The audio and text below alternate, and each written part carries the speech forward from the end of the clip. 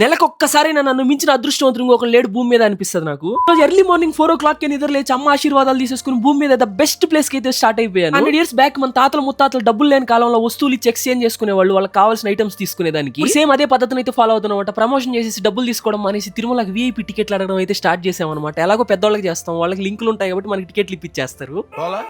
ఏమో సార్ నాకు తెలియదు, ఆ డబ్బులు పట్టుకుని దాని సాటిస్ఫాక్షన్ కంటే నన్ను స్వామిని చూస్తే వచ్చే సాటిస్ఫాక్షన్ నెక్స్ట్ లెవెల్ ఉంటుంది. బయట కనలేకపోయినా మనసులో అనుకుంటా ఉంటారు ఎందుకు రైట్ ఇంత ఓవర్ యాక్షన్ చేస్తున్నాడు అని చెప్పి. అది మాటల్లో చెప్పలేము అనమాట. You have to feel it. అక్కడ ఉన్నది విగ్రహం కాదు, డైరెక్ట్ స్వామి నిల్చొని ఉన్నాడు. నకృతం దైవ సంకైష్య నకృతం విశ్వకర్మన అంటే అతన్ని ఏ దేవతలు చెక్కలేదు, విశ్వకర్మ కూడా చెక్కలేదు. తనంతటి తానే అక్కడ నిలబడి వచ్చిన మన అందరికి దర్శనం ఇస్తా ఉంటాడు. ఫైనల్ గా మీ అందరికి నేను చెప్పదలుచుకుంది ఏంటంటే, మీరు ఆయన దగ్గర తలంచారంటే ఆయన మీ వెనక నిలబడతారు, మీ వెనక ఆయన నిలబడ్డాడంటే మీ ఎదురుగా ఎవడు నిలబడు. అందుకే ఏ కష్టం వచ్చినా సింపుల్ గా ఒకటే మాట అండి, గోవిందా గోవిందా. ఎలా జరిగింది తిరుమల దర్శనం? నేను వెళ్తే మీరు వెళ్ళినట్టేగా, నేను వెళ్ళినా కానీ మీ గురించే బాగుండాలని కోరుకుంటా, మీరు వెళ్ళినా మీరే బాగుండాలని కోరుకుంటారు. సో సింపుల్ అంతే. లైక్ చేసి వెళ్ళు గోవిందా, సబ్స్క్రైబ్ చేసి వెళ్ళు గోవిందా. ఉంటా బాయ్.